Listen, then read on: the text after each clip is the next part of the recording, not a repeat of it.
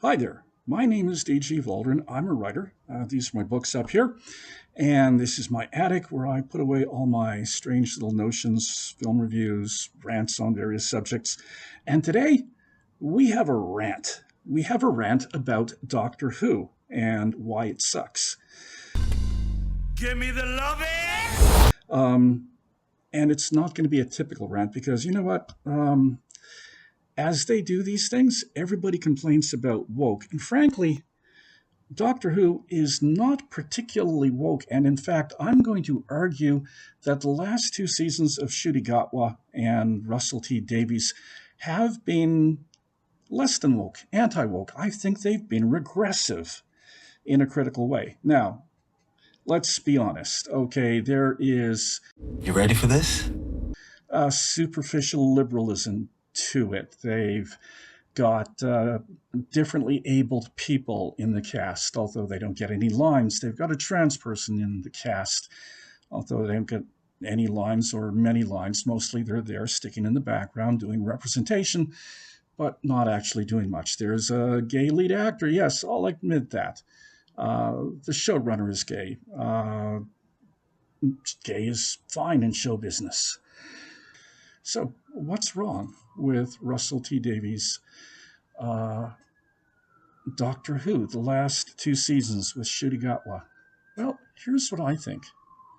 I think the last two seasons have all been about Russell T Davies' midlife crisis. And in fact, the midlife crisis is that he's like, a 60-year-old man or late 50s at the time and no kids. He wants a baby. And that's all it is. It's Russell T Davies' regressive midlife crisis where, he's letting his inner angst out and inflicting it on all of us. Now, let me elaborate on this a little bit. Let me develop this. See, the last couple of seasons of Doctor Who, I think, have been all about babies. It's all about wanting that baby.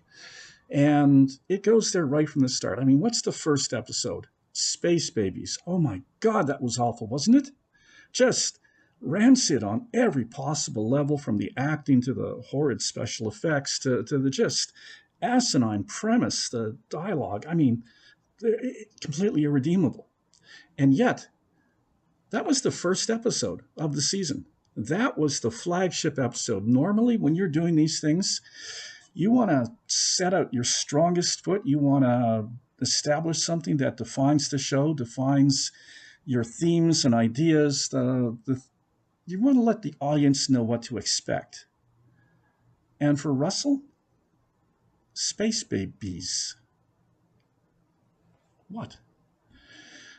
But it didn't actually just start there, because before Space Babies, before the full season, there was a Christmas special a few months before that. And what was that Christmas special about? Babies. So, the special that precedes the first season is called The Church on Ruby Road, and it's about babies. And what happens in it? Well, there's two themes. Well, first, there's the emotional through line, and we are introduced to the character Ruby Sunday, who is going to be the companion for the season. She's basically Rose Tyler, except dumber. I'm sorry, Millie. Gotta call it. Anyway, so what Ruby Sunday's problem is that she's an orphan. She was an abandoned baby who was left on the church steps, has no idea who her mother is, and she's got issues about that. In fact, she's at a TV station whining about her issues and going, oh, maybe someday I can find my birth mother. So you've got, maternity, infancy kind of thing, babies, babies, babies. That's the whole issue. And of course, Ruby has a mother. She's got a surrogate mother, a very nice black lady who has raised her from a baby. And, this woman, her whole role in life is to look after infants. She's a surrogate mother or foster mother for babies. This is her whole career. This is her whole life. This is her reason to be. This is the only thing about her personality, that she's a mommy who looks after babies. A black mammy. Yeah, cue the friggin' stereotypes, eh? Anyway, so you have an infant orphan um, who's grown up and is now just kind of having issues. You have a second character who is basically a permanent mom looking after foster babies. And then you've got the physical through line, the action plot. And what's that? Babies. In this case, um, goblins have stolen a baby. And it's up to the Doctor and Ruby to get it back from the goblins. And there's actually a song and dance number where all the goblins sing a song about baby eating. I'm not making this up. Go watch the episode for yourself. So there it is, right there. Your first special, all about babies, the first episode of the season. And then, the season moves through. We get to the end of the season, and it's the legend of Ruby Sunday and this whole fixation with, her biological mother turns out to be so important, so critical, so emotionally central to the story and the plot and to the character that the Doctor goes to UNIT and he gets them to, use all their great technology to create some time scope. And that ends up letting the evil villain Sutek into our universe, who then causes death and chaos, etc. But even the evil villain, this primeval monster out of time, this Lovecraftian abomination, he too is troubled and fascinated by the mystery of who Ruby's mother was and why she abandoned her baby. Yeah. Anyway, the Doctor takes advantage of that, sorts the monster out, and then in the emotional denouement, Ruby gets to meet her biological mom, and her time with the Doctor is basically over. And I'm going, wow, it was so flat. It was so flat. Disappointingly so, but even if it was flat, you can tell this is where Russell was going. This is, parent and child. This is lost babies. This is angsting over babies and motherhood and all that. It's completely captivated with it. All right, second season. Let's jump ahead. Okay, and what do we have? Well, you go to the end of the second season, and we're back to babies. Okay, the Wish War, I think, or the Wish something or other, second last episode. What's that about? Oh, it's about the Ronnie, who's basically a magical witch in this episode, and she is stealing a baby.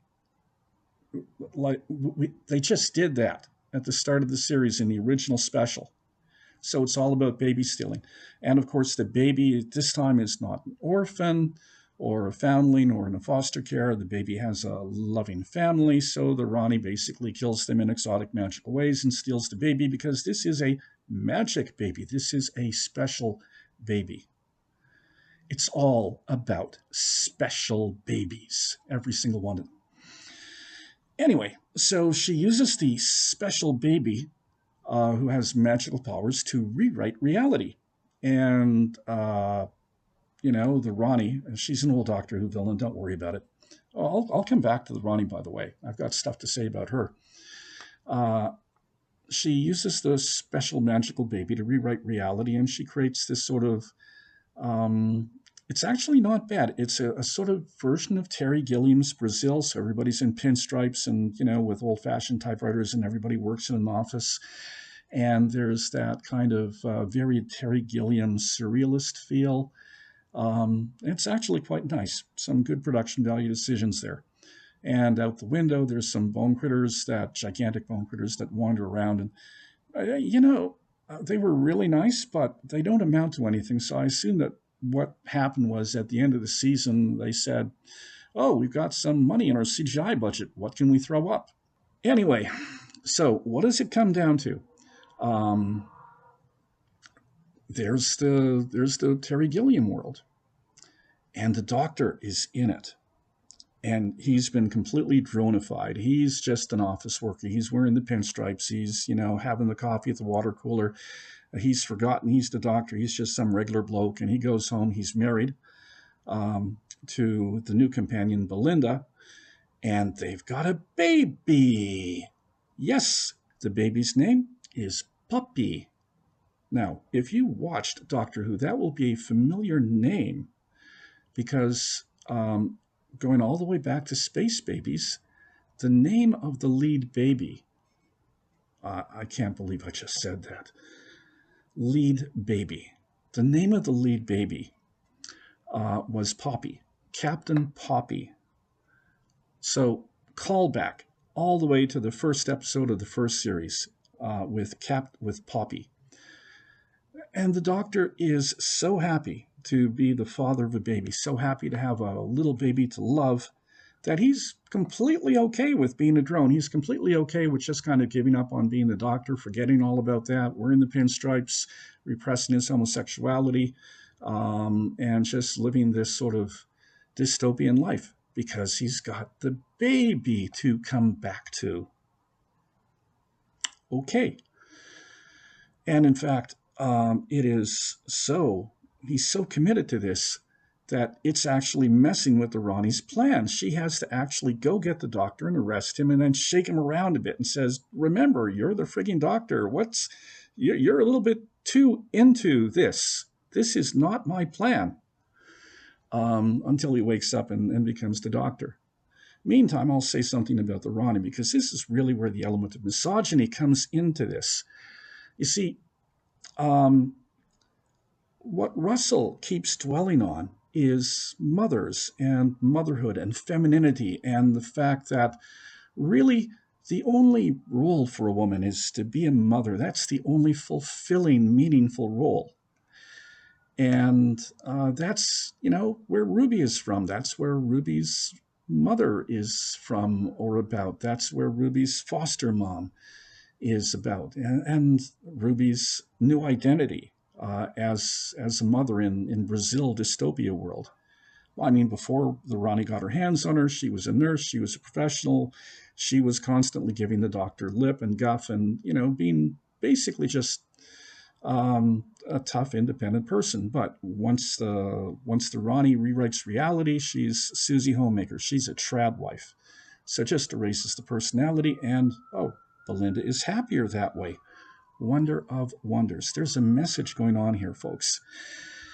Anyway, which brings us back to the Ronnie, because the Ronnie is not a trad wife. The Ronnie is a girl boss. I mean, she's like C-suite corporate executive CEO type. She's wearing like a designer leather outfit, like with the boots, the shoulder pads, the jacket. I mean, she's got it all going on. You can see her. You could visualize the Ronnie in boardrooms, addressing down subordinates, angling for the next vice presidency position, and just got it all. In the context of Doctor Who, the Ronnie is a Time Lord, one of the Doctor's ongoing nemesis, right after the Master. She is an amoral scientist who is interested only in science and research and finding out things and carrying on weird experiments like turning people into trees. There were things that happened in the classic series that we do not want to talk about. So anyway, this is the Ronnie. She's a bitch. She is a career woman. She's a go-getter. She's a feminist who doesn't take crap. And that makes her an interesting character. Belinda was a feminist who didn't take crap when she was traveling with the Doctor, but now she's been converted to a trad wife. Take that, feminists. And then, of course, we've got the Ronnie, and her big plan is, she's going to restore fertility to the Time Lords. I'm doing spoilers like crazy. Just bear with me. So anyway, what the background of this for the Ronnie is that the Time Lords, the race the Doctor and the Ronnie come from, they're sterile. They got no future. They don't have babies no more. I don't know what they're doing. but obviously it's a problem. And the Ronnie's plan is to break reality so that she can go get a former Time Lord named Omega, pop him out of some other universe and rescue him. He's in a cage or jail or universe jail or something, and access his pre-disaster DNA so she can restore fertility and to the race of Time Lords and give them all babies. Okay, that doesn't sound like an evil plan to me. But the problem is, of course, is that the Ronnie is a bitch. She's a girl boss. She is an evil feminist. So because she's a feminist and evil and not into trad wifing and not into mothers or mothering, she is, of course, the villain. It really is not subtle. It really is that blatant. Anyway, the fate of the Ronnie is that she actually has her plan work out. She wakes the doctor up, and then she uses the doctor's suspension of disbelief or suspension of belief to break the reality that she's created, which opens up the gateway for Omega to come through. Except Omega comes through as some giant scowling skeleton, and he grabs the Ronnie and he eats her. Take that, feminists. And so obviously the message that we are being given here is that feminism and the traditional or non-traditional female roles is bad. And yes, it is that obvious. And, they do some stuff to reinforce that. So the Ronnie has about the maternal instincts of a barracuda, but somebody's got to look after the little baby. And so they bring in a character called Conrad. So the male character becomes the maternal figure. He's looking after the baby, entertaining the baby, feeding the baby, playing with the baby, while the Ronnie takes on the butch masculine role. And just as a spoiler, at the end of it, when everything is sorted out, Conrad gets redeemed because Conrad is the one with, sentimental emotions and compassion. And so they're going, oh, it turns out you were really a good boy. So we're just going to let you live. Yeah, well, Conrad and his baby affection and his, sort of maternal or paternal longing, I think is a stand-in for Russell T Davies. He's the avatar for the creators. So they're not going to kill him. They're just going to give him the happy ending. Because the Ronnie doesn't get one. Anyway, so and I'm not finished yet. So here at the end, we have the doctor, once the Ronnie is properly eaten, the doctor vanquishes the monster and he sets reality to rights, and we should have like a happy ending. Not quite. There's something more that's got to go on. Now, where was Belinda and the baby while all the excitement was happening? Oh, well, this is kind of interesting. The doctor shoves Belinda and baby Poppy into a box for most of the episode. That's right. So Belinda was originally a feisty, active companion who had opinions, who helped out, who was right there for things. But now she's trad wife, and so she gets stuck in a box for most of the episode. Anyway, so the box opens up. No Poppy. Well, nobody remembers Poppy. It turns out that Poppy, this version of Poppy, was just an artifact of the fake world that the Ronnie built. So Poppy was never real. Okay, nice little denouement there, except it doesn't stop there, because what happens is that Ruby Sunday, who's been floating around, and who has special maternity powers because of her status as an orphan or whatever, she can hear Poppy from between dimensions. She's the one who remembers that there was a little fake baby in a fake reality. And she gets the doctor to remember, and then she gets Belinda to remember. And so the doctor uses his doctor powers and he rewrites reality. He sets reality completely on its head and he brings Poppy back into existence. Of course, because he's a Time Lord and he's theoretically sterile, and because he's the Doctor and, he can't be weighed down with a baby, uh, baby Poppy becomes Belinda's daughter and the daughter of some random bloke who never shows up and we never even hear a name of. He's just kind of there. And Belinda is so happy. She's so fulfilled. She uh, goes back to being a single mom. Her character has been completely rewritten, revised, and she's been rewritten to a new role where she's a mommy, and that is now her entire identity. That is her purpose in life, and she is so happy. And I'm going, what the hell? This is just really regressive sexual politics here, because what Russell Davies is basically saying or doing is that women have no other real purpose. Women's real purpose is to have babies. Their purpose is to be mommies, and that is what fulfills them. The Ronnie is unfulfilled. The Ronnie is feminism. The Ronnie is gone wrong because she's abandoned femininity. And so there's this very regressive dichotomy. And I don't know that Russell intended it deliberately. Like the thing with a lot of these privileged types is that they don't really examine. They talk the talk. They speak the language. They do the performative stuff, but they're not deep. And when it comes right down to it, they'll revert right back to the stereotypes because that's their bottom line unconscious wiring. Russell T. Davies is like a 55 or 60-year-old man by the time this is all owing or running.